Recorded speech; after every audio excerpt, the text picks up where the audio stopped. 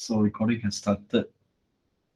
Right, so let me just very quickly go back to where we were. Right. So yesterday we were here at wireless LAN operation, right? And we've seen the video shown here, right? And then here I'm gonna just very briefly walk us through this stuff, right? So we have three types of wireless topology modes. Okay, recall that topology simply means how the networks are configured together, right? So ad hoc mode is basically when we without any infrastructure like access points, right? Both our devices has Wi-Fi card, right? So we can still connect the two as if we have two cables to connect, right? So basically, this kind of network is peer-to-peer, right? That means connectivity is between these two hosts, right? Without any access point, okay, infrastructure device in between, right? So this is a good and fast way, all right, to to basically quickly connect wirelessly to another device in areas where we don't have any Wi-Fi hotspot. Okay, so some of the apps actually in your smartphone, especially those that is sending files, right? If it's not using Bluetooth, right, you can use peer-to-peer mode to send, right? Right. So this is working without any access point available. You can set your or configure your Wi-Fi client, yeah, to go into ad hoc mode, and both both hosts must be in ad hoc mode and try to connect to each other, right? This is because it's ad hoc means it's not suitable for long-term use, right? It's just when you need to share something at the spur of the moment, right? The second type is the one that we are more familiar with. It's called infrastructure mode, right? So the keyword here is infrastructure, means we do have a fixed infrastructure device involved, which is the access point. Okay, this access point behave as the device that allows other clients to connect, right? So they all will be sharing, yeah, sharing connectivity with the wireless LAN. Okay, so that means if a client connects to the access point and another client access to the access point, once the two of them are connected, they can communicate to each other, right, via the same network address, right? Of course, they will have their own IP address, but right, you understand, yeah?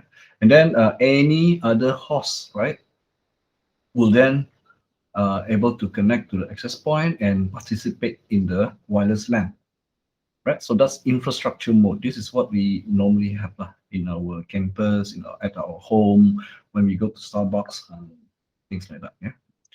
Another method is when you want to share not only the network, but you want to share connectivity to the internet.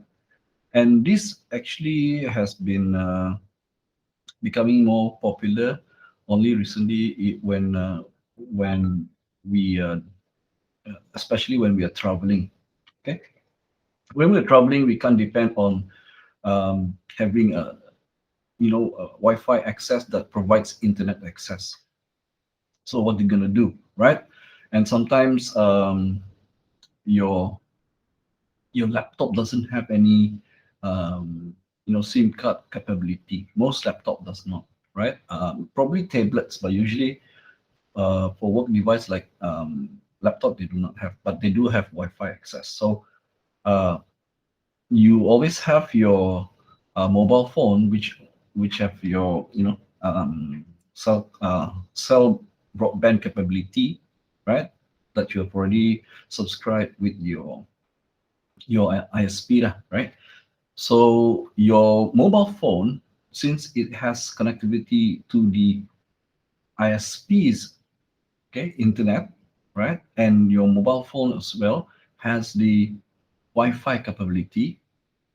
what you can do is to use your smartphone as the device that access the internet and to share, right?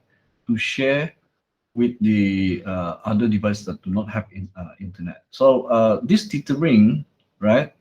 Or in this case, the tether is wireless. Yeah. So it's not actually limited to that. You can tether using any cable as long as that cable protocol supports transport of network data. Yeah. So in this case, it's and this tethering is basically um, what we normally know as hotspot, right? Hotspot. So basically, your phone becomes a hotspot, and then other devices can connect to your, your smartphone, right? So this is called tethering, right? So this is your personal hotspot. Okay, so there are three, but the most common one that's being used, especially in at home and business, is this infrastructure. Right. So let's look at two topology blocks. Right. So the basic service set or BSS uses single AP, and this single AP interconnect all other wireless client, right? And and to create like a domain, a network domain, right? So, but the limitation of this is that if you have a different BSS device, right, and other clients connect to the other BSS device, then they are independent.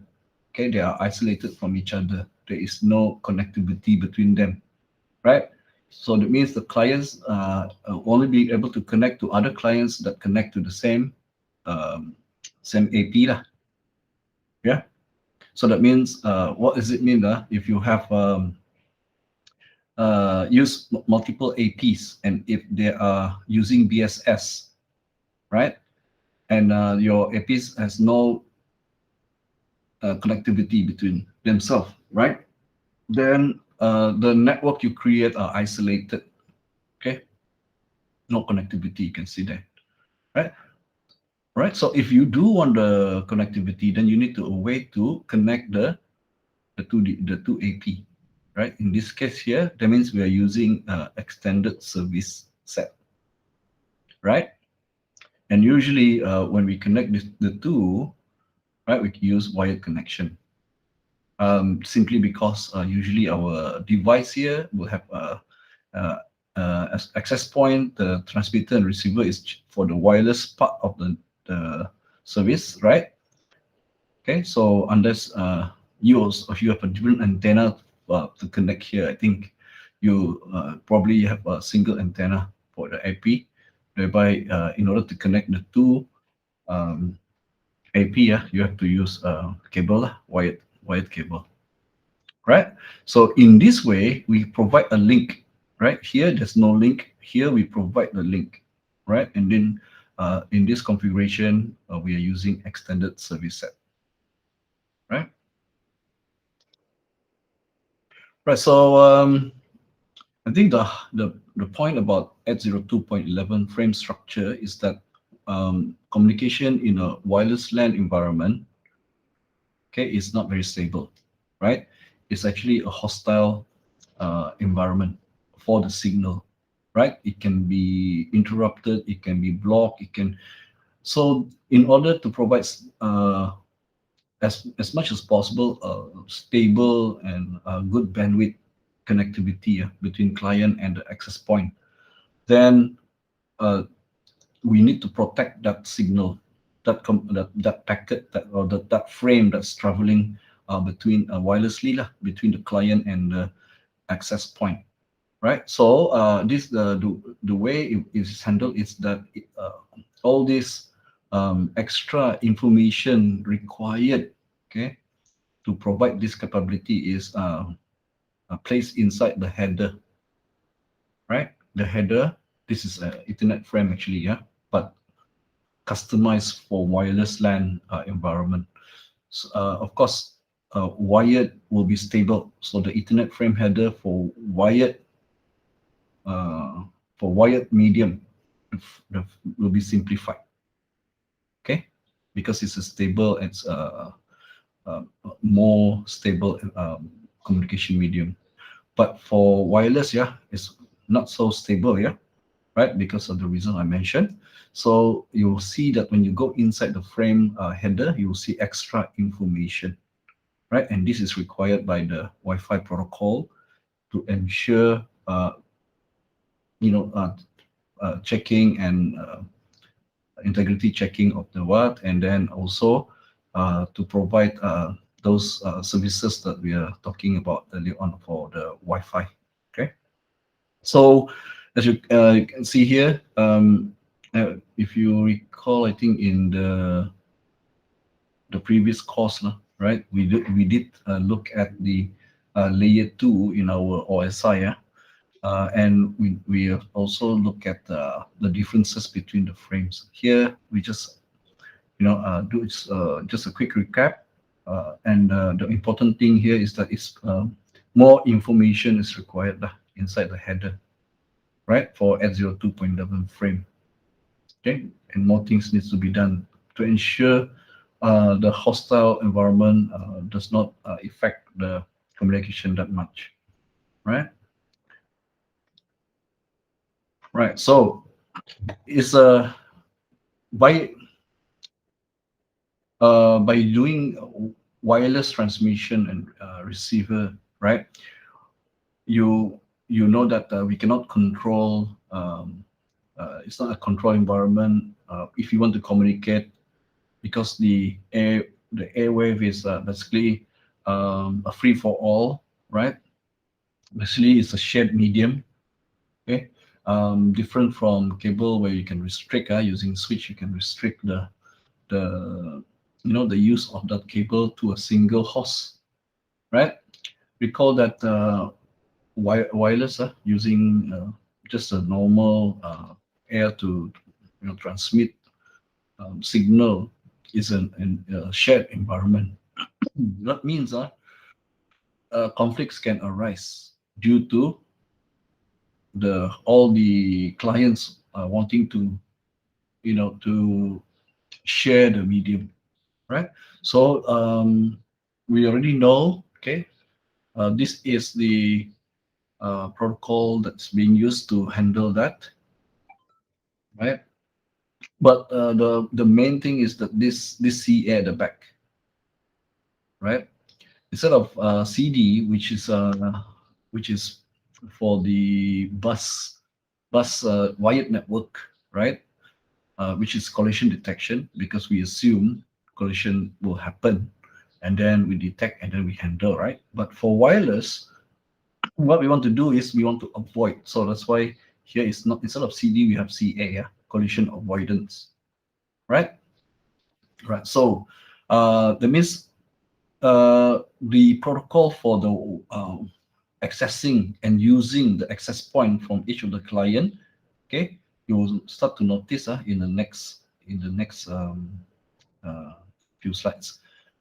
It's geared towards this, to avoid collision. That means you need to connect to an access point, ask for permission to connect. If you are allowed, other connection will be disallowed while you are actively communicating with access point.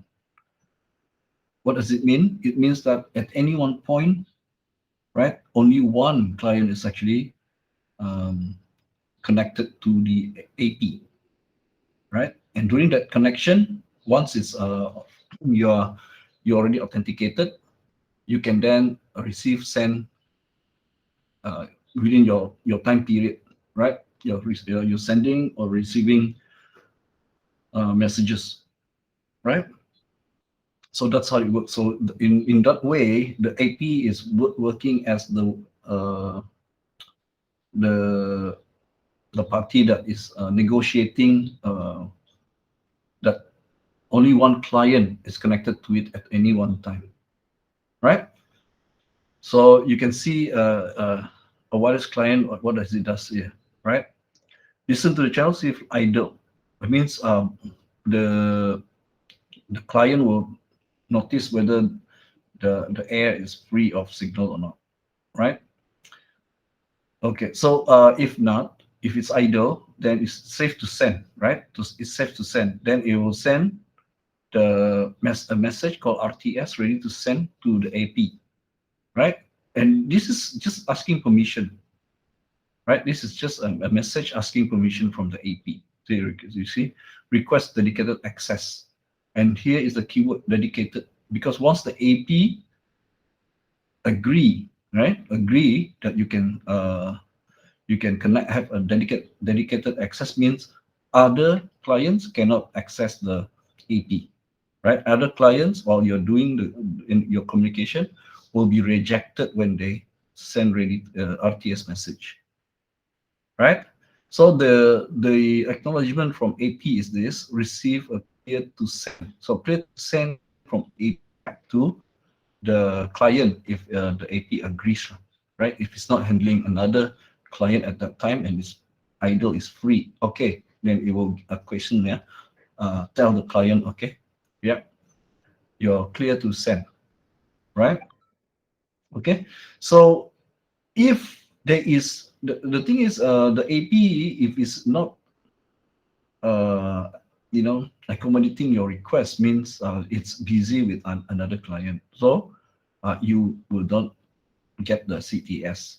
So what happens if the client that sends RTS does not get CTS? Well, it waits, right? If no CTS message is received, it will wait. Why is it random?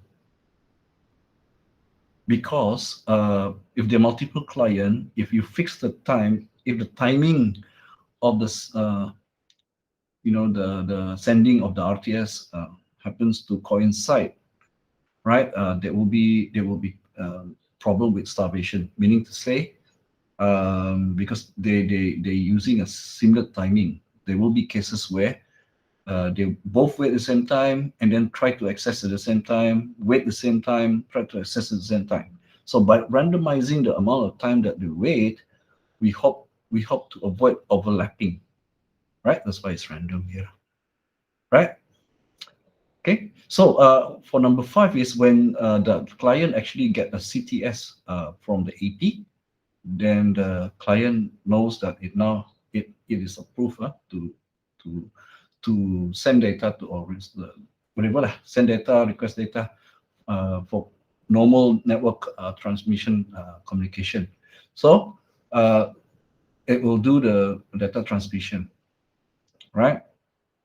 And then acknowledge all transmission. If while plan does not receive an acknowledgement, it assumes collision occurred and restart the process. So the client also acknowledge any transmission, right? So if there's no reply or acknowledgement from AP for any of the transmission, then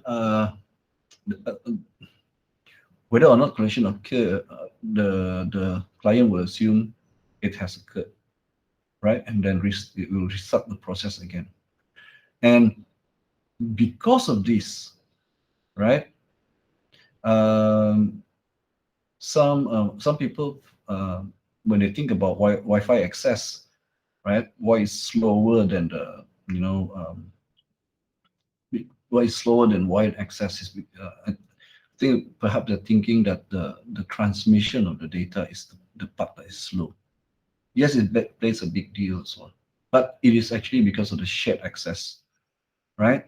So that means every client needs to wait its turn because the AP only handles one client at a time, right? And you will see this bottleneck happening the more client you have trying to use the access point, right? So if you're in that situation, right, where you only have one AP, okay, and you have many clients wants to use the one AP, okay, what you can do is to start offering other AP, okay. So that means the more AP you have, the more different clients it will be able to serve, right? And that's why also one of the reason this you cannot avoid this part, right? this part, because it is a shared medium. Any question on this? No. No, huh? All right. So if your Wi-Fi access is slow, okay, when your bandwidth to the internet is actually quite sufficient, right? Um, one of the uh, reason that you can probably follow up is there too many clients trying to access the limited or single AP, okay? Right. So this is how the association happens in the beginning. Right. Once you associated to the AP, then you don't have to authenticate. You'll be trusted by the AP. It means you can still need to do this every time you want to communicate with the AP. Right. You need to send RTS. You need to wait for CTS and so on. But you don't need to do this anymore once you associated. This happens when, from your point of view, is when you try to connect the first time to the AP. Once you connect to the AP, where you provide the password, the correct password, and you're authenticated, then you're connected, right? So the idea of connected is actually this one. You are associated with that AP, and the AP trusts you already, right? But not connected as in, mm, all the time connected, like at any time you can send message, like as if you have a wired network. Okay, connected in that sense where you are already authenticated, right? And but whether you can, whenever you need to send a message, even though you're connected already, you still do this because the AP only deals with one client at a time. Okay, you can see this, yeah. All right. So what your computer does, or laptop, usually got a Wi-Fi card inside, right? Is they scan the airwave, okay, and to look for wireless AP availability. This is where the discover part comes in. Discover what are the wireless AP available, right? The selection if the first time encounter, the selection have to be done by the user. But if you've associated with that AP before, usually your OS already kept a copy of that association, right? And try to reconnect automatically, right? And meaning if you save the password as well by the OS, and then the OS will also pass along the authentication password together with recognizing the SSIP, right? So basically, it's just that the OS, if it's successfully connected to an AP and you want to save the connectivity, next time the OS know already, it keeps a cache of it, and then will just simply reconnect to the same AP using the save details, right? And authentication like password, right? But if this is the first time, right, you don't know that the OS doesn't know that the AP is available. It doesn't have any information, safe information about that AP. Then it will be this one, discovering for the wireless AP. And then once it's discovered and the user elect to connect to it, then authentication will happen. Authentication means the AP will challenge the client, right? Asking for password usually, right? And then if the password is accepted by the AP, right, and the AP will then trust you, then this is when you are associated with the AP, right? That means you also cannot communicate with multiple AP. You can only connect with single AP at a time because you only have one Wi-Fi card, right? Okay, so your one Wi-Fi card, once it's associated with its AP, it cannot then at the same time associate with another AP unless you have two Wi-Fi card. So each Wi-Fi card connect to different AP. right? Right. So what are the parameters or the information that is required when you want to create association, a successful association? First of all, we identify the AP access point by something called the SSID, right? Now this SSID, later you'll see, can be advertised or not. Okay, usually when the AP is set to not advertise the SSID is due to security. Since if you don't know what is the SSID, if you know, that means you are supposed to know.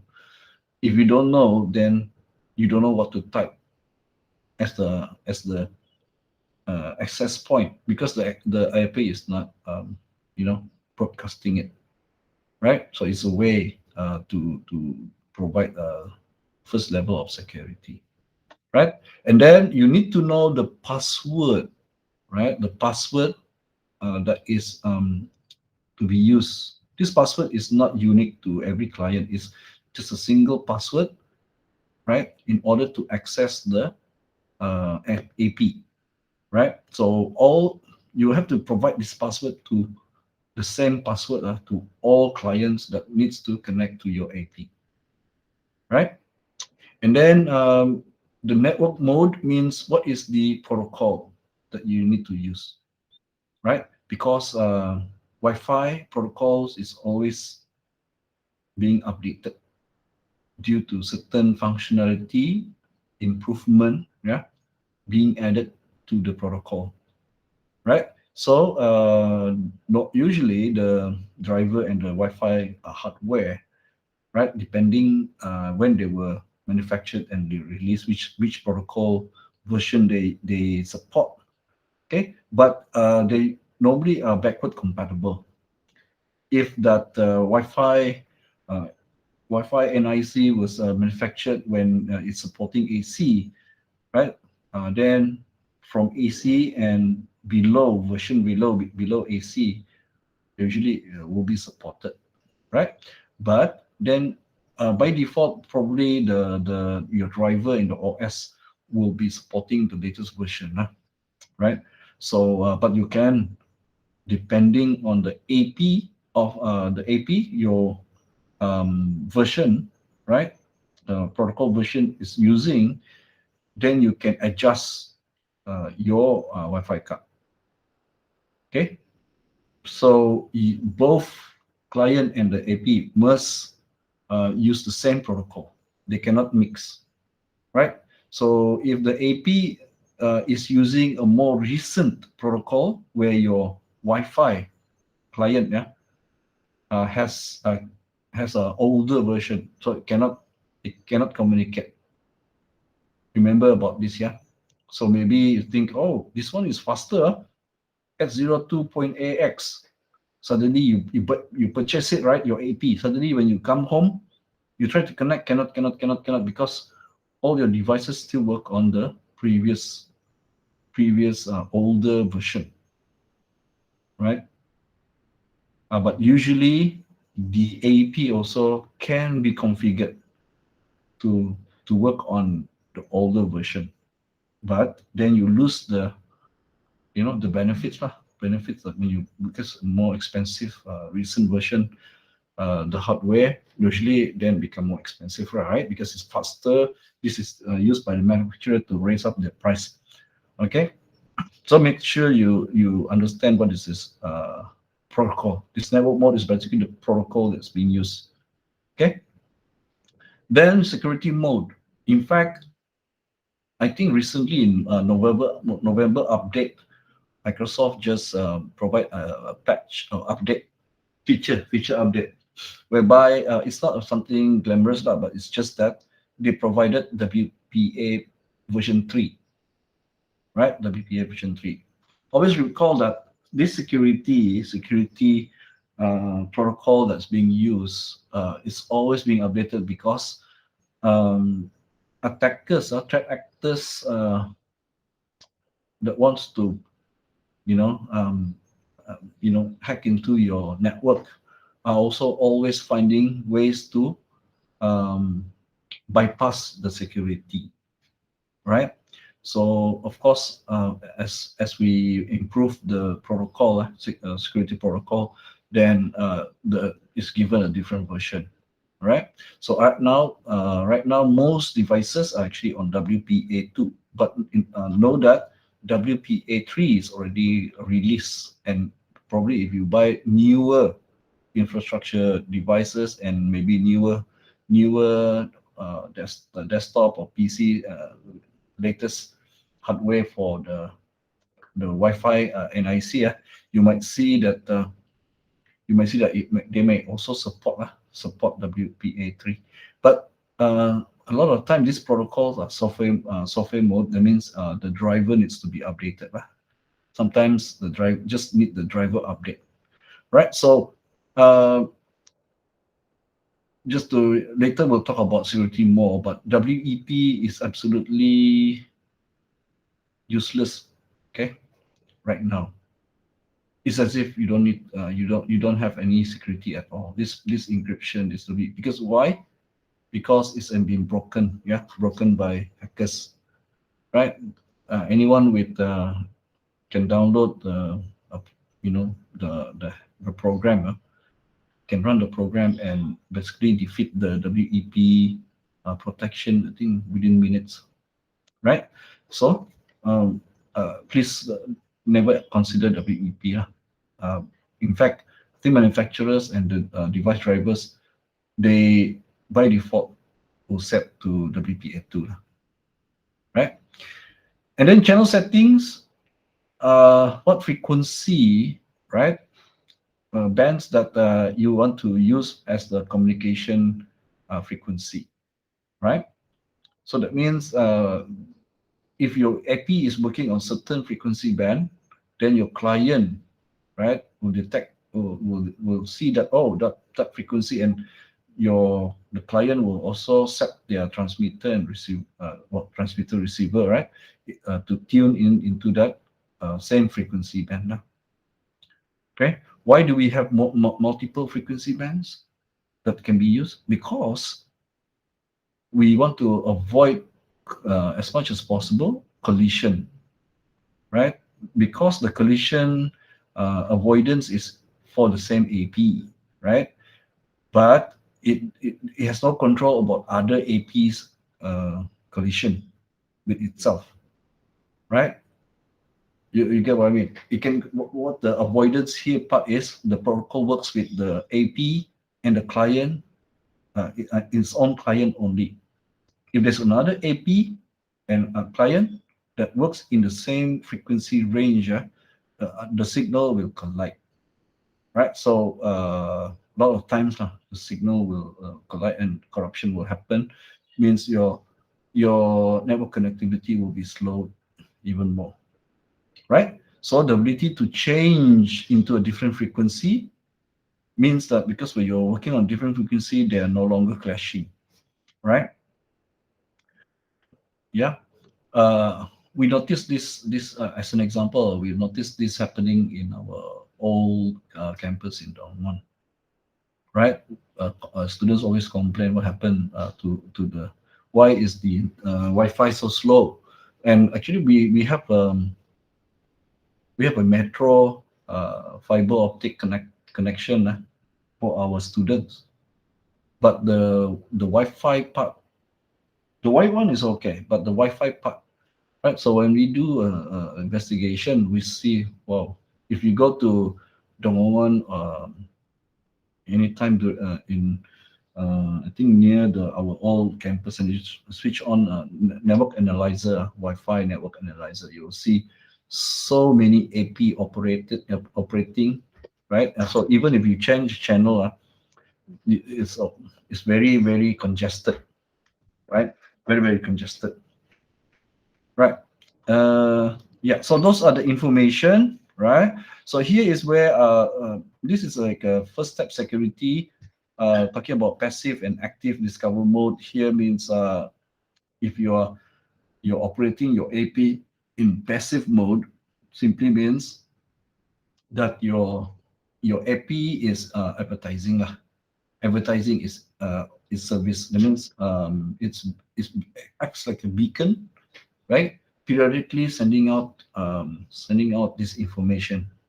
So from the point of view of the client, when you scan when the Wi-Fi is scanning, yeah, and receiving the signal, it will get the information like SSID, all this information was mentioned here, except the password, of course. The password is the client will try to authenticate and send the password, right? So because why? Then if with all this information, right, apart from the password, then the client knows how to connect to that AP, right? The only thing that the client needs to provide is the password. Okay.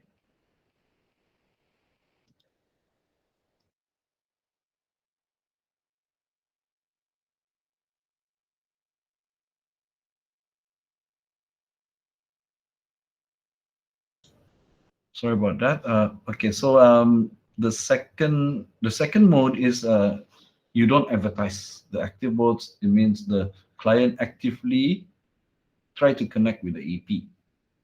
But how? Because the AP is not advertising. Meaning to say, all this information must have been provided manually provided to the client, right? So that means only authorize the people who are supposed to be uh, to be allowed access to the access point is given those information, right? So we don't have people who's going around scanning and then trying to probe for probe your access point for um, security defects, right? Because it is common. It is common in but it's not very well advertised lah, this kind of vulnerability. People driving around with a receiver that's more powerful, so it can receive all kind of um, you know um, beacons, access point beacons, right? And it's just using a software, it can just test each of the AP for any well-known or um, zero-day vulnerability, and to try to test that vulnerability, right? Of course, we don't want this. If you don't want to be scanned by strangers, you want to as much as possible make it hard for them. Then you hide your SSID. You don't advertise. Okay. All right. Okay. So, any question on this? No. No, Farah? No. No. Right. So let's go to this CapWeb, which is control and provisioning of wireless access point. Right. So very quickly, I just show you guys this.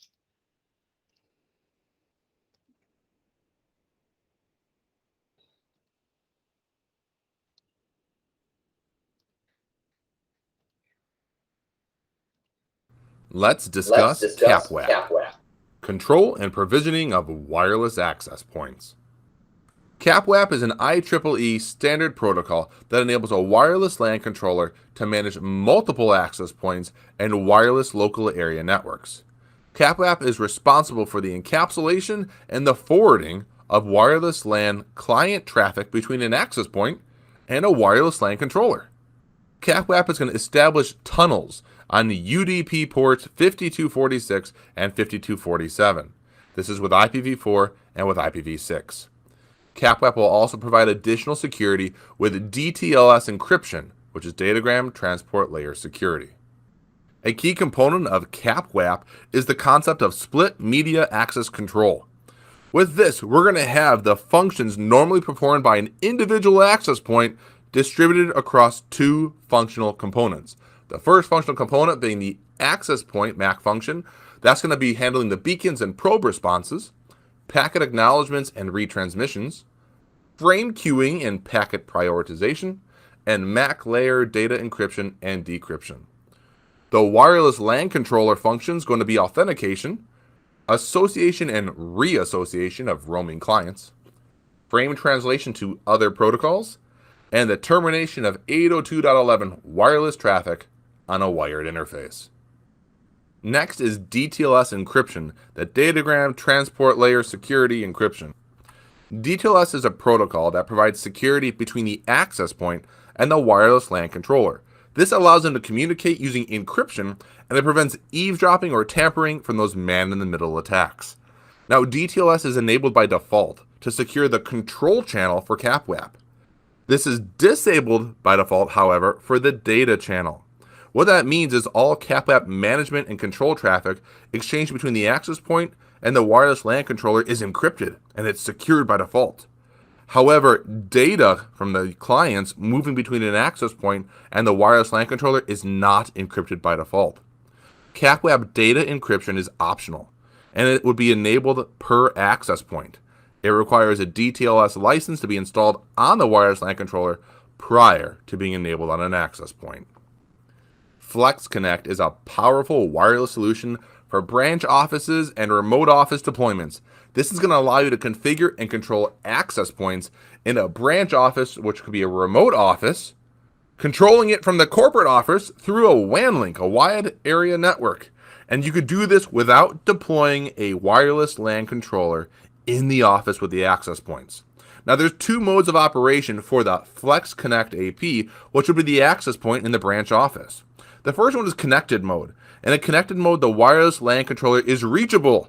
That's reachable across the wide area network.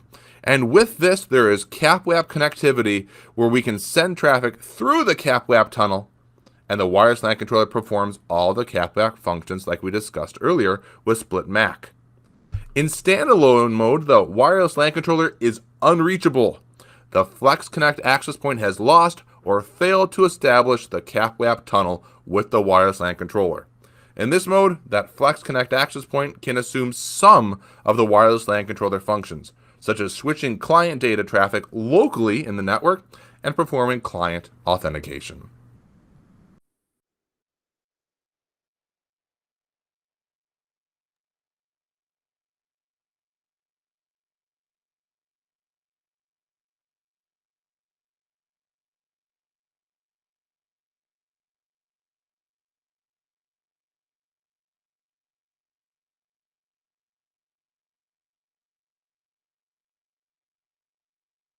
Right. I hope the video be a little bit clearer. Okay, so I'll just go quickly through this. All right. So basically, we are looking at this how to control your wireless access point, right? So let's move forward. This is basically an open standard, IEEE standard protocol, which remember that we want to have control over more than a few access points, right? So if you're in an enterprise, large enterprise environment where you have so many access points that you basically will not be able to efficiently manage them, then you will want to manage using a centralized way. So you use the wireless LAN controller, right? Okay, so this CapWap is additional standard that provides more secure transport of your messages, right? So because it implements this datagram transport layer security, right? So basically, it's if you think about what kind of security it provides security from man-in-the-middle attack. That means eavesdropping, meaning messages that flows between your AP to the wireless LAN controller will be encrypted, right? But note that earlier on in the video, it mentions that the commands and control means where you are the system or network administrator, you want to control it, so you send command, right? From WLAC, imagine that I am the administrator, I'm performing configuration in WAC. Now, all those configuration will be distributed to all the APs, right? So those will be by default will be encrypted. Okay, the data encryption, okay, is not on by default. That one you have to enable, right? So these are the way it works. Yeah, the port used is UDP. Okay, 5246 and 5247 ports, right? And the tunnel means it's encrypted, right? So the data flows inside the tunnel. So outside the tunnel, the eavesdropper cannot view what's inside. Simply means that all the messages will be encrypted, right? So in order to view, you need to break the encryption. If you have the passphrase, you can get through the encryption. But without that, you cannot. Basically, it's just scrambled, right? So let's have a look at the split MAC architecture. Okay, so we have two functions, AP MAC functions and WLC MAC functions. So AP is access point, right? And then WLC is the wireless LAN controller. Okay, so this is a lightweight AP, right? So WLC and AP. Remember, yeah, this is the, or maybe you have more AP, just one WLC. So the functions for CapWeb that is operate on AP is basically beacons and probe responses, packet acknowledgement and retransmission, okay, frame querying and packet prioritization, and of course encryption, decryption of MAC layer data. Okay, this is what the protocol covers, right? For the protocols that covered in the CapWeb operation, these functions. Okay, authentication, association, reassociation of roaming clients. Roaming clients simply means that the clients can go from one AP to another AP to another AP, right? And they will try to associate when they go out of the range of one AP, go into range of the other AP, right? The other AP will start to need to recognize that client, right? And then the association will be passed from one AP to another AP, right? So this is what it means by association and reassociation of roaming clients. The thing is, of course, you don't have to reconnect, and this is done automatically, right? Simply from the user experience point of view, they don't even know that it's happening. Okay, it's as if the wireless access is available in a much wider area, okay, compared to the normal single AP. Because when you place your AP, usually you try to cover as much area as possible. So some parts will be overlapping, right? But the software will automatically disassociate and associate to the next AP as you leave one range of another AP and go into another range of another AP. Okay, so that's what means by roaming. Okay, moving from one area to another area covered by different APs. Right, frame translation to other protocols, termination of the 802.11 traffic when it reach wired interface. So this is the functions provided by this CapWeb. Right, so the as I mentioned, the security is for securing from man-in-the-middle attack, which means we provide encryption, right? Because traffic will travel from the AP to the controller, right? So to prevent anyone to eavesdrop, because it is actually being transmitted via normal wired network, right? Because AP will connect to the network via wired connection and WC also in the same network, right? So they need to travel through the line, right? And which means you are basically the traffic is accessible to people, right? So to prevent that, we encrypt it. So even if you try to eavesdrop, you cannot understand what's the message, right? Right. So this is where it says the control and command function where when you provide setting in WAC and and then it's distributing all the settings to all the APs, encryptions is enabled by default, but the data is not, right? The data is not. So if you want that, you have to install the DTLS license on every WLC that you have. Then it will be enabled, right? Okay. Right, so finally, the Flex Connect AP is basically just to provide remote control over your access points. This is good for enterprise that go beyond local area network. You might have several local area network, and of course, the local area network will go beyond your router, right? Go to maybe traverse through multiple networks before reach the other local area network that belongs to your organization. So your traffic has to flow through untrusted network, right? Okay, but you already have the encryption, right? So the Flex Connect just enable you to go beyond your own router, beyond your own LAN. Okay, so if that is available, then it's connected mode. Okay, so no matter where you are, that means this is inter-network ready. Meaning, say remotely, wherever you are in the world, as long as you're connected to, for example, the largest internet is the internet, right? Then you can access your AP. That means you don't have to be at the LAN, right? That means the WLAN need not be installed in that LAN to work. So potentially you have multiple LANs all remotely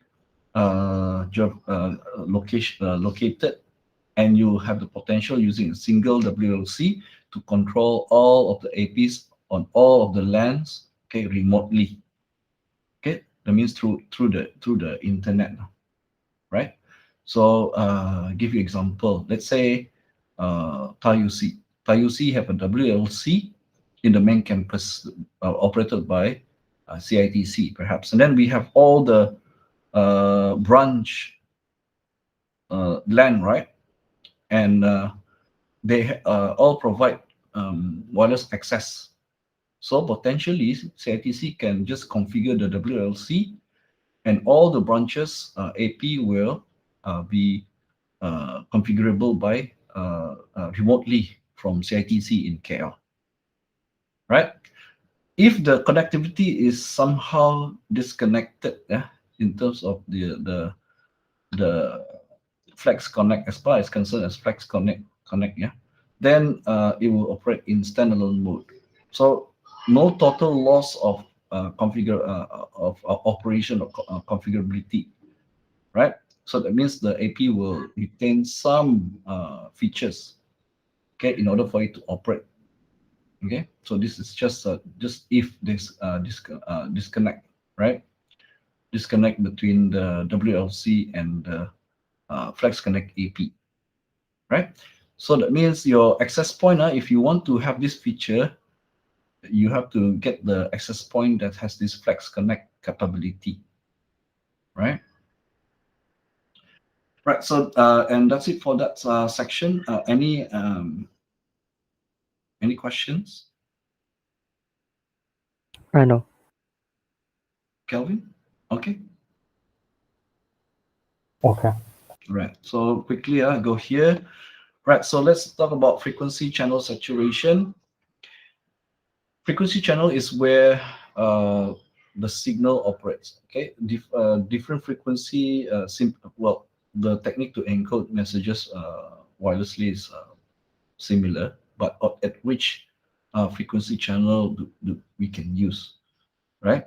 So basically, Wi-Fi is given a whole range. Okay, and then within that range, again segregated into what we call frequency channel, different frequency again, right?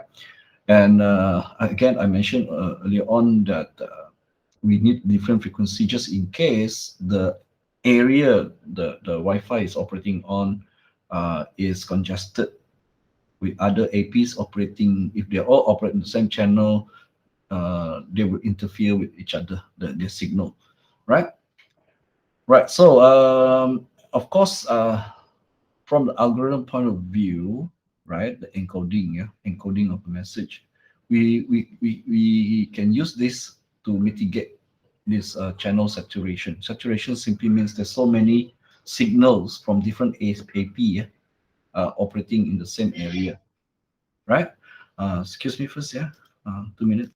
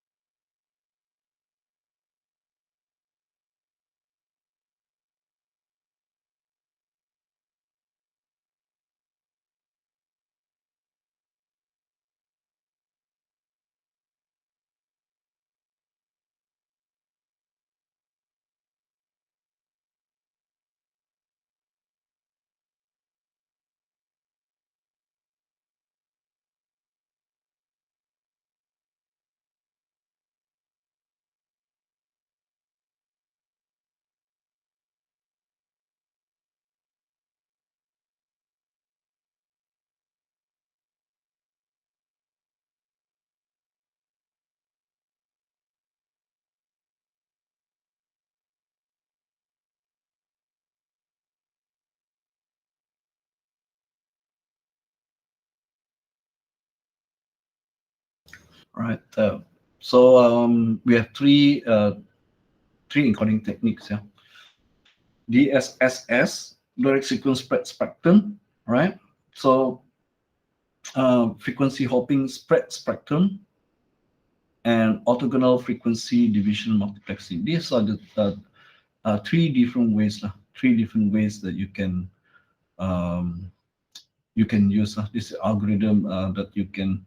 This is basically implemented by the client and the access point, right? So if your access point and your client, when they are transmitting and receiving, right? They if they're using, of course, both must be capable to use the same technique, right? So this is you can see modulation technique designed to spread a signal over larger frequency band. Is simply encoding method. To encode, how do you place your data, right, as a signal, right? So this is basically the encoding technique. This is at the physical layer one, right? Okay, so we're not going to go into the operation of this. To be honest, I also haven't looked at the implementation details, the encoding implementation details. And I believe in the exam also, they will not ask you to explain in detail what is how it works, what is the algorithm, right? Simply know that there are multiple encoding techniques. So just like for other protocols, for cable, wired cable network, medium, they also have encoding techniques, different types of encoding techniques, right? These are under the IEEE's protocols that's configured, right? So if your access point and your client, okay, is able, okay, this actually operates at the hardware level, right? In order to do this, right? The circuit level. And for well, it depends on the manufacturer actually, but I will imagine that if you want to do this um, efficiently, it should be implemented in the circuit, right? Okay, so let's have a look at the channel selection. I mentioned that we are given a range, a frequency range, for example, 2.2 until 2.5 gigahertz, right? And in between, you can segment those that range, right? And then, as you can see, there is no clear separation between each of the frequency. Yeah? So they are overlapping, right? Okay. So in here, this diagram, they can show you what's the best practice if you want to place your frequency, whether you have 2 APs or more, or is your AP versus someone else's AP operating in the same area. The best way to, or best practice when you want to select channels is when there's no overlap. So you can see there are 3 frequencies in the range provided that do not overlap, right? But of course, it depends on what frequency the other AP is working on. So you want to make sure if there's no clash in the frequency, you look at your the other AP and then you adjust your AP's frequency so that there's no overlap. So the maximum number of frequency that if you want to design that ensure there's no overlap is if you take the channel 1, channel 6, and channel 11. So if you have 3 APs, okay, maximum 3. If you have 4 operating in the same area, then there will definitely be overlap. So I think you have to adjust so the minimum number of overlap. But 3 is the maximum APs that you can have that operates on different channel that doesn't overlap, right? So you can see here, if you own the AP, right, and then you want to select channel, right? So 3 APs, no overlap. You select channel 1, 6, and 11, right? And that's it. This is maximum. You cannot go below or. And you can, that means your other AP works on this frequency, another one on this frequency, one on this frequency. You can ensure there's no overlap, there's no collision, right? But what if the other AP does not belong to you and they choose to put into, let's say 9, right? So you can see 11 and 9 is here, right? And still overlap with frequency 5. So what you should do is to avoid, if you don't want any collision, is to choose either 1, 2, 3, or 4. Okay, then you configure your own AP to use a different channel frequency. But of course, if there's so many AP in the same area that don't belong to you, like what happened to us when you don't want, no matter how you adjust, you really can't, right? So what we did was instead of trying to adjust in the 2.4 gigahertz, right? We just provide our students a different frequency range, right? We upgraded to 5, and when we moved to 5, we noticed that there is no not it's quite free lah. None of the AP operates on 5 sorry, not this one, 5 gigahertz, right? 5 gigahertz, because remember that we have 2.4 and 5. So we inform our students if your device is able to connect at 5, then switch to 5 gigahertz, right? Rather than the 2.4. If not, then what to do? Yeah, at least we reduce the number of students using at 2.4, right? The only caveat is that the range for 5 gigahertz is shorter, so student cannot go too far away from the AP that's providing 5 gigahertz band. Yeah, and also the penetration is not as good as penetration through walls of the building for 2.4, right? So if you are staying in your own home and is far from your neighbor, then you won't have this difficulty, like this problem. But if you're staying in an apartment or terrace houses, or where your neighbor is close to you and they also have AP, then you can use the technique I was telling you about to improve your connectivity, your Wi-Fi connectivity, right? So this next diagram is similar to that, but at the 5 gigahertz band, frequency band, right? Again, similar concept lah. 36 here, 3 also. 36 don't overlap with 48, don't overlap with 60, right? So if you have any control, then you should select depending on how many AP you have lah. But in a single home, usually for a certain band like 5 gigahertz or 2.4, you only use one channel. So it's more like you want to avoid competing on the channel with your neighbors lah. Is that correct?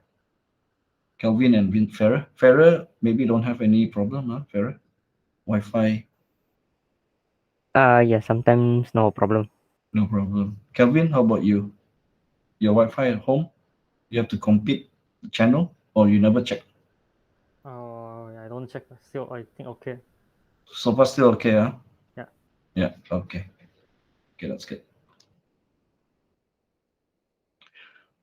Okay, so the final slide here for this section is about the wireless LAN deployment planning. Okay, so in fact, what you should do is do a survey, right? You don't need a special basically special tool. You can use your phone. Your phone already have a transmitter, and I think that is more real world because most people will connect to the Wi-Fi using their phone, right? So if you use a phone as your tool, then it's more real world. Result will be more real world result. There's an app. There's app, but I think paid version will draw you a heat map. Okay, different colors indicating strength of the signal, right? So what I mean is you do survey is that you can you can place your AP, right, at a certain location in your the areas where you want to place where you want to have Wi-Fi, right?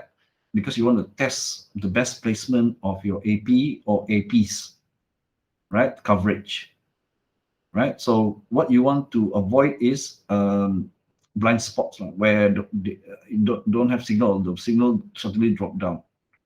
You want to identify and eliminate those areas. And also you want to find out how many APs can cover, right? Can cover the what. So there's some apps with heat maps where it can give you a visual representation of the signal, okay?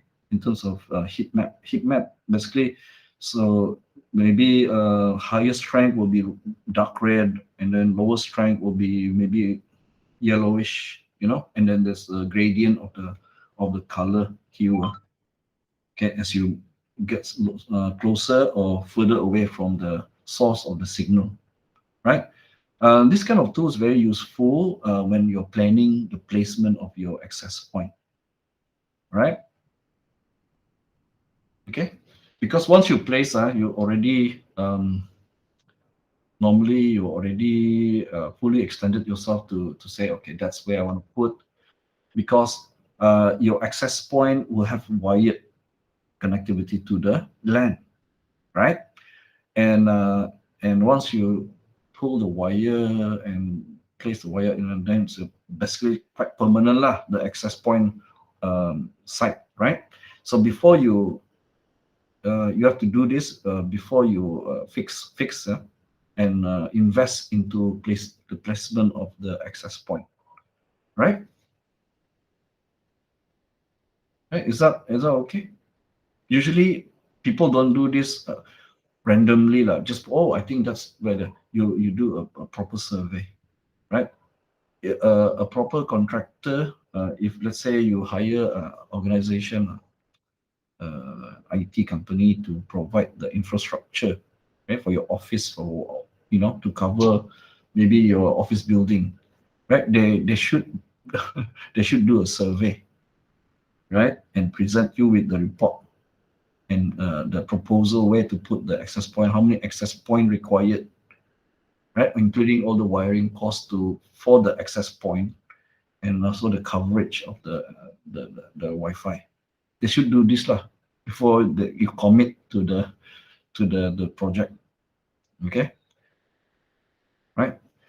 So if a company, if let's say later on you guys are working in a and then you need to provide for a company, and then you notice the contractor do not do this, then you know they are not doing the job properly. Because once you already fix and then you spend costs already to place all the access point, it's more expensive to not then revamp it again. Yeah. Right. So any questions on that part? No. Kelvin, okay.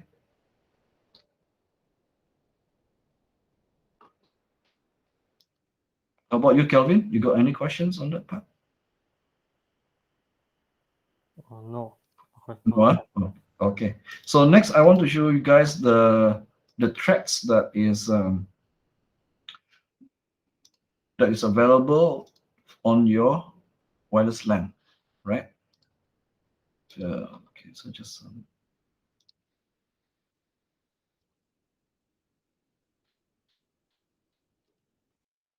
As we dive into wireless local area networks, we need to describe the threats to our wireless LANs. And to get started, a wireless LAN is pretty much open to anyone within range of an access point. And if they have the appropriate credentials to associate with that access point, they are on the network. Now, these attacks, they can be generated by outsiders, disgruntled employees, even unintentionally by employees inside of your company.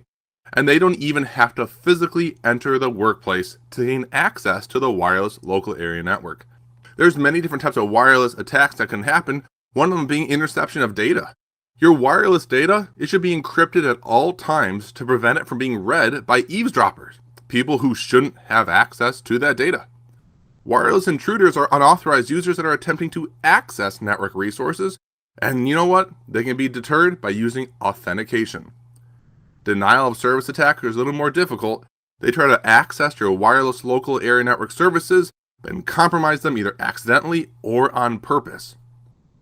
We also have our rogue APs, which are unauthorized access points that are installed by either a well-intentioned user, someone just wanted to have an extra wireless network close by, or installed for malicious purposes, and they want to be able to intercept people's traffic. Using management software, we should be able to detect those rogue access points. How do denial of service attacks happen on wireless? Well, they can happen because of things like improperly configured devices. Configuration errors can disable a wireless network. For instance, an administrator, they could accidentally disable the network with a disable button. Or even an intruder with administrator privileges could intentionally disable the wireless local area network. Now, another DOS attack is where a malicious user intentionally interferes with the wireless communication. What that means is a malicious user has a goal, and their goal is to overwhelm the wireless access point to such a point where no legitimate devices can access it. There's tools for mobile devices for this, as well as specific radio frequency blocking tools. Accidental interference, we all know it can happen. Our wireless local area networks, they're prone to interference from other wireless devices. And these devices can be things like microwave ovens, baby monitors, cordless phones, and even more. The 2.4 gigahertz radio frequency, that is the most prone wireless band for interference. So how do we minimize this risk to denial of service? Well, we're going to harden our devices and keep our passwords secure. We're going to use backups in order to come back online as fast as possible. And also, any changes that we're rolling out on our network, they should always be done off hours, not during a production environment time frame. A lot of this interference that can happen, as mentioned, is on the 2.4 gigahertz band, so let's move our devices to the 5 gigahertz band if it's possible. Rogue access points are the detriment of wired network security. A rogue access point is an access point or wireless router that has been connected to a corporate network without the explicit authorization of the company. This is completely against company policy. Anyone with access to the physical premises can install a very inexpensive wireless router or access point and allow themselves access to the secure wired network resource. Once connected, these rogue APs can be used by an attacker to capture MAC addresses, to capture data packets, and even to gain access to wired network resources. They can be used to launch man-in-the-middle attacks as well. To prevent the installation of these rogue access points, organizations have to configure wireless LAN controllers with rogue AP policies, as well as they should use monitoring software to actively monitor the radio spectrum for unauthorized access points. With a man-in-the-middle attack, a hacker is going to position themselves between two legitimate entities in order to either read or modify the data that passes between those two entities. Now, there's many ways that a man-in-the-middle attack can be created. A popular way is to use the evil twin access point attack. And this is where an attacker is going to introduce a rogue access point. They're going to configure the rogue access point with the same wireless SSID as a legitimate real access point nearby. Locations offering free Wi-Fi, such as some coffee shops and airports and restaurants, they're popular spots for this type of attack to occur because they usually have open authentication. With open authentication, a password is not needed when you're going to access the wireless network. Now, connecting wireless networks would see two access points offering wireless access. The people near the rogue access point would find the stronger signal and probably connect with it. Once that user traffic is sent through the rogue access point, that data is captured and then it's usually forwarded to the legitimate access point. The traffic returning back from that legitimate access point would then be sent backwards to the rogue access point. It's going to be captured by the malicious user and forwarded out to that poor, unsuspecting user. This allows the attackers to steal user passwords, to grab personal info, and to even gain access to the user's device. Defeating these man-in-the-middle attacks depends on the sophistication of your wireless local area network infrastructure, and also the vigilance that you use to monitor activity on those wireless local area networks. It all starts with identifying legitimate devices on the network, and after you have the legitimate devices being known, the network can be monitored for anything that looks abnormal.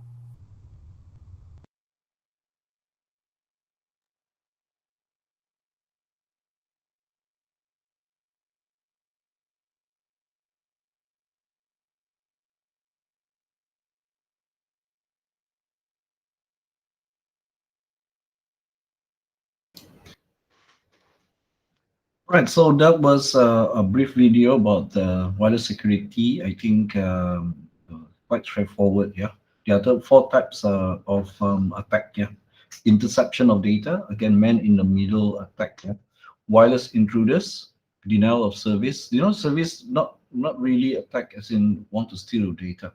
They just want to stop your users from using your Wi-Fi network. Right, so your users cannot connect at all times. Then introducing rogue APs into your as evil twin, or pretend to be one of the legitimate access point in your network, right? Okay, let's start with the denial of service attack, right? So again, denial of service attack, it can be an active attack. Right? That means they purposely want to interfere with the signal, causing corruption to the signal. That means purposely operate on the same frequency range, yeah, and overwhelm the frequency, right? It means provide so many signals in the frequency range that it, remember this is a shared medium. So a lot of corruption will happen. Then latency is introduced. When the latency is maximum, then no communication is available, right? But it could be also mistakes by the admin himself, right? Maybe careless mistakes in the configuration disable the Wi-Fi, right? Or it could be threat actor, right? Introducing signal interference, right? Because you can scan for what channel it's operating on and what frequency. Then you can introduce and same frequency, some overwhelming the AP with spurious signal, extra signals, right? Then you could have accidental interference. I mean, this one that I was talking about, maybe your neighbors, maybe other organization in the busy urban setting, there's so many access point operating at the same time, and that could be accidental interference. What your user will feel is that the network is slow. They cannot connect. They connected and then they drop. Connection drop, right? So latency very high. That means very slow, laggy network connectivity, right? Right. So not much you can do actually for accidental interference by simply changing channels or changing frequency band from 2.4 to 5 GHz, like I mentioned about our previous campus, right?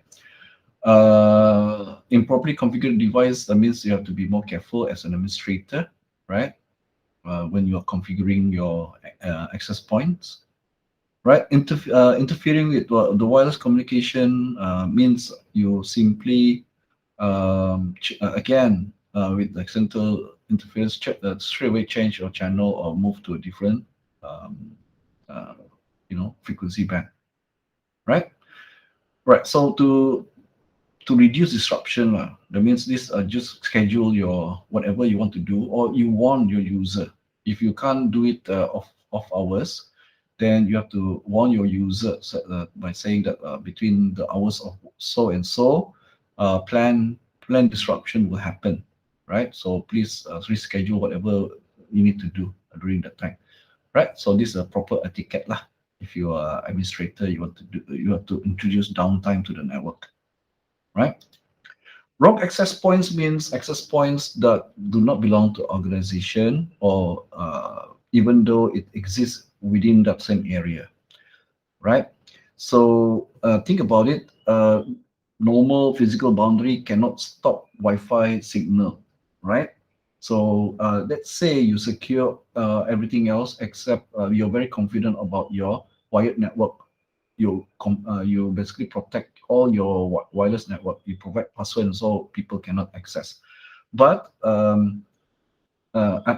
as long as an attacker have access to your infrastructure, your network infrastructure, they can simply plug in. Remember on the antenna, the Wi-Fi, you can have USB Wi-Fi. You have, as long as they can plug it into any one of your machine, right? Suddenly your internal network is not available, because now someone can just connect to. I think this is what shown in many Hollywood movies, how to like get into a network. Okay, maybe a delivery guy pretend to be a delivery guy, and when nobody is noticing because it's a large company, right? They just simply plug in maybe access point. Suddenly, they don't have to be there. You can be somewhere else. Someone else already can go into your, hopefully your internal wired network security is good lah, right? If not, because you only protect your Wi-Fi, that rogue AP that is introduced to connect outsiders to your internal network, right? It's very difficult to detect, because any host inside your building you can plug in and it can now advertise, things like that, man, right? Okay. So that means you as an administrator, right? The only way I think is you can have a way to scan all the IP available. If you don't recognize an IP, okay, in your area, right, you have to investigate already, right? And also secure your wired network, right? If that's why we say in our previous switch configuration security, right? Security configuration, we always say that the end device, the host, is the untrusted network device, even though it's in your own LAN. So you do your security at the switch. Then even if the attacker managed to put in a rogue AP, right? No, it doesn't have to be something big. It's just maybe like a thumb drive, right? It's actually an AP plug into USB. Our OS plug and play, right? Straight away, can connect and things like that, right? And man-in-the-middle attack basically is just eavesdropping attack, right? One thing, if you're in any public places and you notice open Wi-Fi, don't be too happy. Okay, use it with care, because a very easy anyone can just duplicate the SSID, start it as passive, and then you can people cannot tell the difference. Public cannot tell the difference. So the advice is, because you can't really go to the organization. Maybe it's an airport, maybe it's a Starbucks, maybe to ensure, right? Okay, and possibly the people working there also are not IT people, so they wouldn't know, right?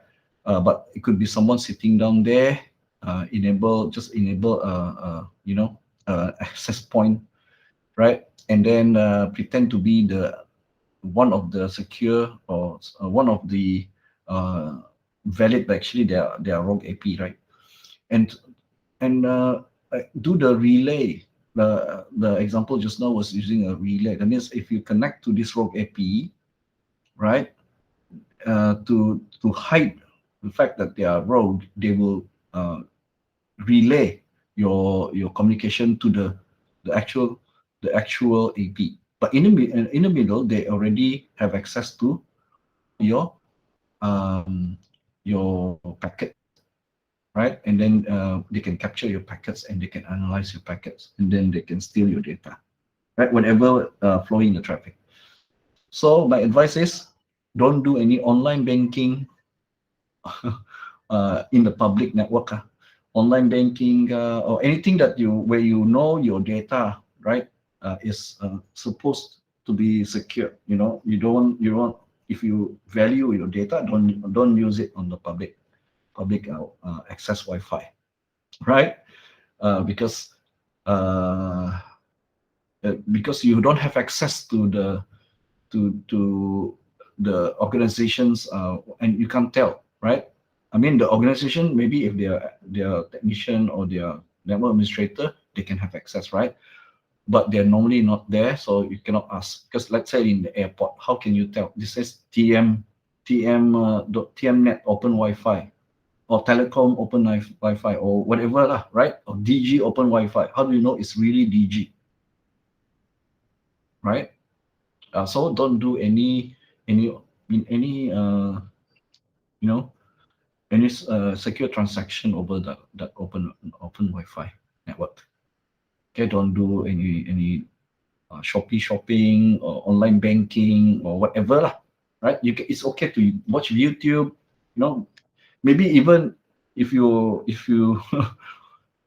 worry about your social media, also don't use social media, because they can capture whatever traffic, as long as it's not encrypted, right? They can even if you encrypt, they can, because they have control, they can redirect you to their server, right? They can fake the domain, they can fake the Facebook page. Then how do you know whether it's a real Facebook or not? Because they will, they can fake it like this. They send your credential over to Facebook, and then Facebook send back, right? And then they can provide you fake Facebook. And then if certain things they cannot get, it's just to show a typical error. If you're not very careful, right, you not realize that. For us IT people, we can detect some things not right, but for normal public, they can't tell the difference lah. They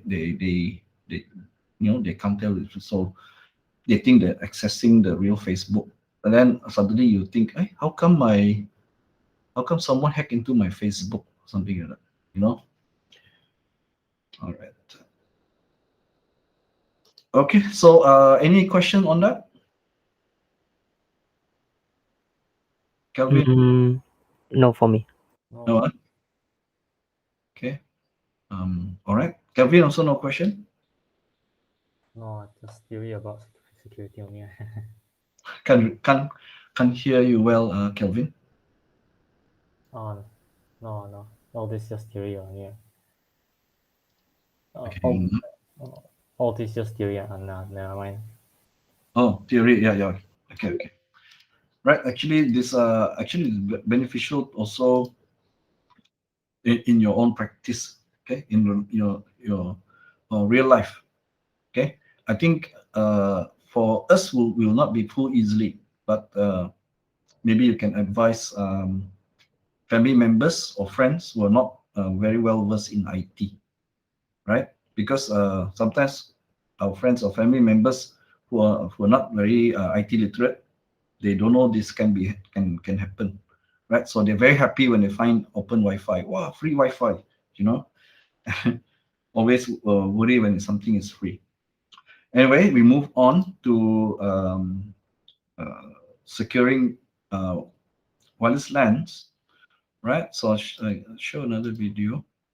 I think this is the last video for this one.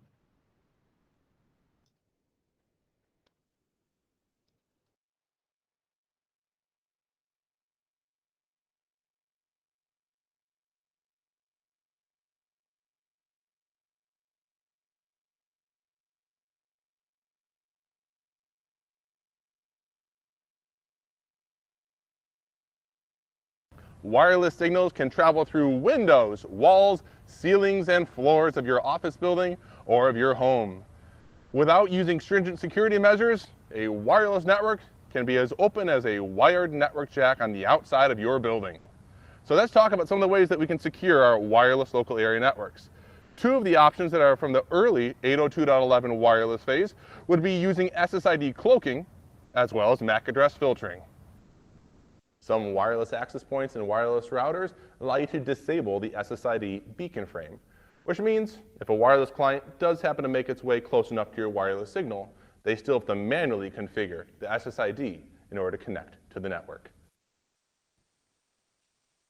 Even though a wireless client receives a strong enough signal and may know the SSID of the wireless network, they can still be manually permitted or blocked from accessing the wireless network because of their MAC address. A wireless administrator can specifically permit or deny a wireless client from accessing the wireless network by using a list of approved or denied physical MAC addresses. Although SSID cloaking and MAC address filtering will stop most of those wireless clients that shouldn't be able to join your network, they won't stop all of them. Our crafty intruders can still easily discover the SSIDs of your access points, even if your access point is set to not broadcast it. And also MAC address filtering, crafty intruders can spoof their MAC address and still gain access to the wireless network. So the best way to actually secure a wireless network is to use authentication and encryption systems. We have two types of authentication that were introduced with the 802.11 standard. We have open system authentication and shared key.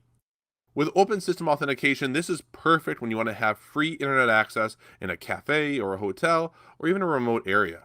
With open authentication, a wireless client can easily connect to the wireless network without having to use a password.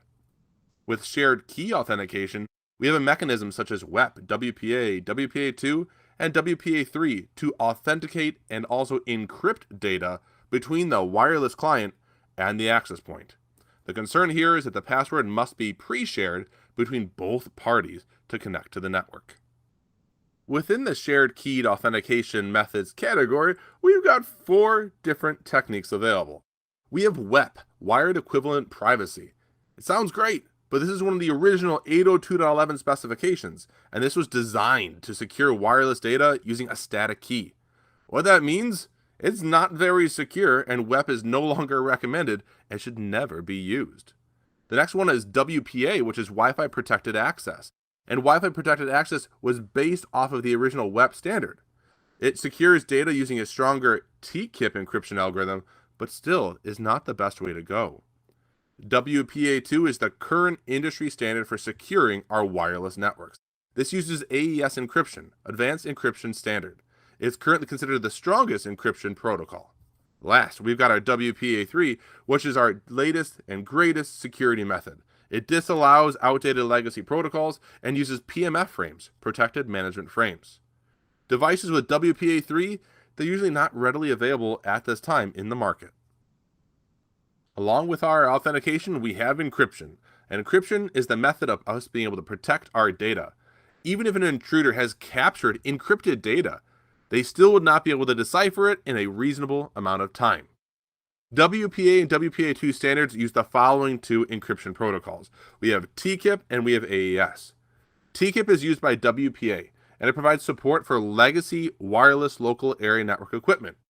Now, TKIP addressed the original flaws of WEP, wired equivalency, but TKIP still is not as strong as AES. AES is the encryption method used by WPA2. It's the preferred method because it's a far stronger method of encryption. Now, when data is encrypted, people would have to literally capture that data and break through the encryption in order to get to the original data. So what should we use deploying a house wireless LAN? Well, first off, we're going to go with WPA2 authentication. We want the strongest authentication, which is WPA2 using AES encryption. However, we have two choices for WPA2 authentication. We have personal and we have enterprise. With personal, this is intended to authenticate devices using a pre-shared key. Our wireless clients, whether they be tablets or smartphones or Blu-ray players or TVs, will use the exact same wireless password as any other client in the house. There's no special server needed to deploy WPA2 personal. With WPA2 Enterprise, however, this is where you have a radius server, a remote authentication dial-in user service. This server is going to be a little more complicated to set up, but it does provide you a great amount of security. On this server, you will have multiple users configured, and these users will have a username and password combination. This radius server would be consulted by any wireless infrastructure device that a user tries to connect to. If a person on their laptop tries to connect to the wireless access point or router would consult the radius server to make sure those credentials were correct. WPA2 Enterprise was designed for enterprise business environment, but it still can be performed in a house. So how crazy can it get? Well, deploying a radius setup is not too crazy. It's just getting some of the basics down. When you do authentication in the enterprise and you have a radius server, we have to make sure that our wireless access point or wireless router can reach the radius server. And that means our wireless access point or wireless router has to know the IP address of the radius server. Also, because radius is running on the server itself, our wireless access point or router has to be able to target the port numbers that the service is reachable on that radius server. The common port numbers are 1812 for radius authentication and 1813 for radius accounting, but these can also operate using ports 1645 and 1646. On top of that, we want to make sure that we actually have a legitimate device asking if username and passwords are correct against the server. And to do that, we have the shared key.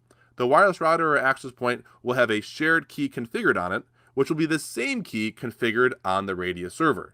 As requests from our wireless router access point hit that server to ask about user and password accounts, we want to make sure that we actually have those legitimate sources of requests.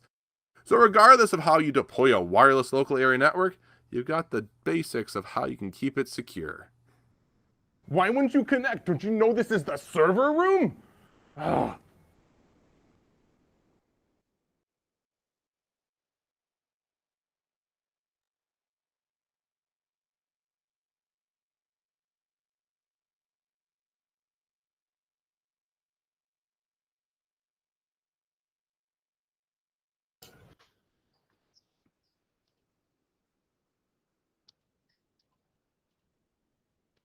Right, so these are ways for you to secure your your Wi-Fi access.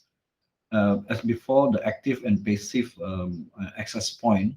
Cloaking simply means you don't act as a beacon. Your IP doesn't act as a beacon. It doesn't broadcast its SSID and information out.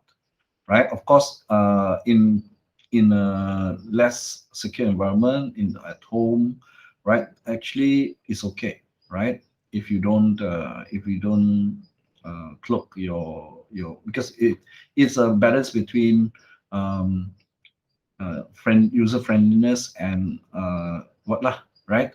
But if you can do this at home as well, you don't want your neighbors to see your SSID and try to poke and holes inside your network, wireless network, you can hide it. But the only thing is that all the members of your family perhaps you need to give them the information to connect to your access point, because it doesn't appear when you do scanning from your devices. The SSID and all the details, it doesn't appear. That means you have to manually configure this connectivity inside your device, right? But for enterprise where higher security is needed, this is perhaps one of the secure way. This is the first stop, okay? Because threat actors usually do a scanning, right? They are scanning for vulnerable access points, right? So if they can't scan you, they don't know in the first place. So that already exclude your AP from attack. Second way is to set in your AP MAC address filtering. Means only client with a specified MAC address can authenticate or can associate with your access point, right? So this will stop any of the low-level attacker, right? But once the attacker knows one of the MAC address, okay, MAC address of your valid machine, they can spoof it. They can. It's very easy to do it. In your Windows also, you can replace the MAC address of your Wi-Fi client. Your Wi-Fi and NIC can change the MAC address. So you put the legitimate MAC address, suddenly you are seen as, from the IP point of view, as a legitimate machine, right? So although again with SSID and MAC address, once the attacker know these two, right, they can attack your network already. But for try and protect from most low-level attacker, then these two is the first couple of barrier, right? Okay, but you don't solely depend on them, right? And then there are many ways for authentication. Open authentication system authentication means this open Wi-Fi, no password required. Okay, and usually this meant for convenience, right? Convenience. That means the onus on security is on the client itself. So you remember I asked you guys to advise your family members, don't do any of the secure, like maybe online banking through open Wi-Fi. Still what still good, because even though you can secure your transaction using VPN, right? Because VPN means it's encrypted, all traffic will be encrypted, but not many people know how to use VPN also, right? So in the first place, if you're very well versed in IT, then perhaps you know about VPN, right? If no choice already, you have to access your online banking, but open Wi-Fi is the only thing available. Maybe you're in an airport somewhere, right? And you don't want to use roaming, okay? Or your phone, okay, SIM card, your provider, maybe suddenly you notice that you forgot to activate roaming, so you cannot access no data, right? Then when absolutely needed to, you can still do it securely using VPN. Okay, but you must know what you're doing now, right? The next one is more secure, shared key authentication. Shared key authentication means all the device connecting to the AP will use the same password lah. That's why it's shared key. They all share the same password, right? Okay, but this again, if one of the threat actor suddenly find out, because the weak link is the human, right? If they suddenly write down their password somewhere, or the password is very easy to break, okay? Maybe your Wi-Fi password is easy lah, because maybe 1 2 3 4 5 6 something like that lah, then easy to break lah, right? So that's the problem with shared key authentication. Okay. All right. So and then the different type of authentication, we have WEP. As we go to the latest version, it's actually evolved to be more secure.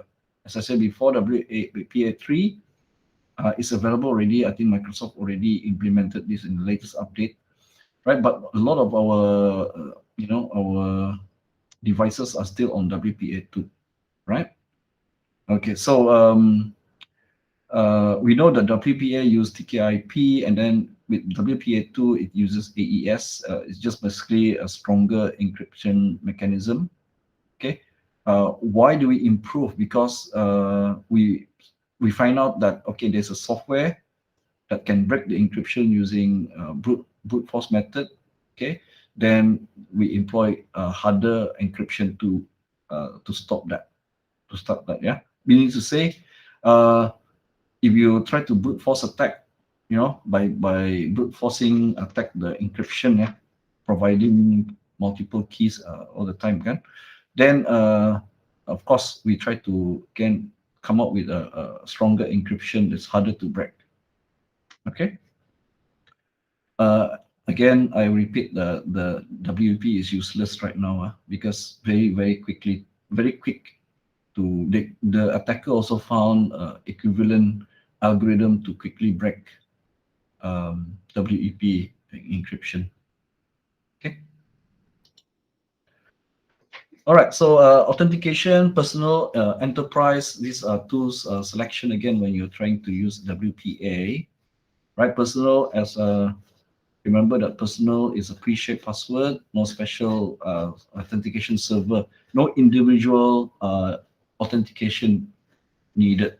As long as a device has the shared password, that's it, right? It's okay for home, right? Because we just hope that our all the users in our home network do not give to strangers your shared key, and also the password you selected is not easily guessed, right? But for enterprise, where we need to more secure environment, then that means each individual machine trying to authenticate will have its will need to have a profile, okay, a credential in the server, because the access point will contact the radius server, right, and provide what is the username password that was provided by the device, okay, to connect, right? All right. So and at the same time, these two are the encryption protocol. The AES is basically stronger. For here, yeah, here I want to talk about because the server that hosts the radius server, basically it's just a service like any other application, right? So to identify an application within a host device, you need to identify using ports. So the ports used by radius authentication counting are these ports UDP ports. You have to open these ports. Okay, if you block these ports, then this service cannot be used, right? I have to open this port on the firewall, right? And to defeat the rogue AP, where you can just create an AP and the AP try to connect here to the radio server, then you need to authenticate before they can even request for username password authentication from the radio server. The radio server asks the AP first whether to authenticate that this AP is not a rogue AP. Then it must provide the shared key, right? If the AP is able to provide the shared key, then the radius will then agree that this AP is not a rogue AP and provide the service, the radius security service, right? So this is what it is, right? WPA3, okay, is the next version for Wi-Fi encryption.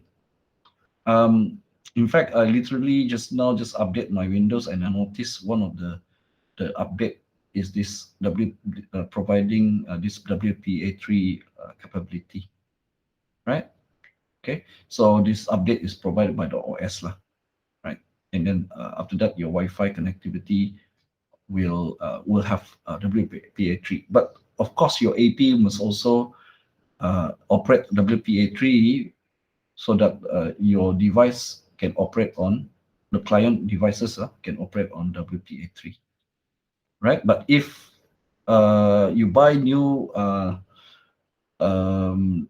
new devices, like access points and also client devices, right? Check out if they support WPA3. Okay, might as well, right? If you're buying new product. Okay. Okay, that's it for this one, right?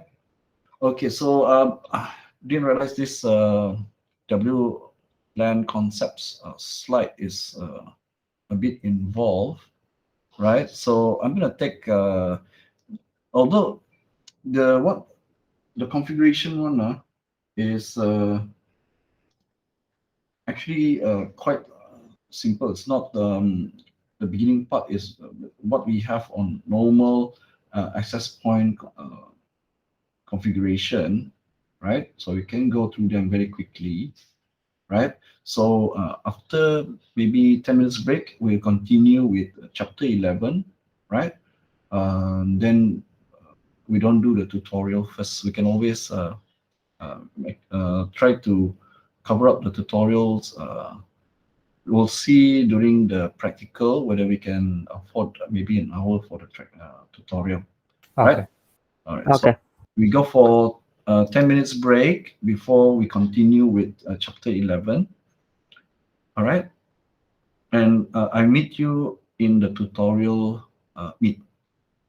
Okay, Calvin and Farah? Oh, we changed the bit. Yeah, we changed to the tutorial one. Okay. Okay. Okay. All right.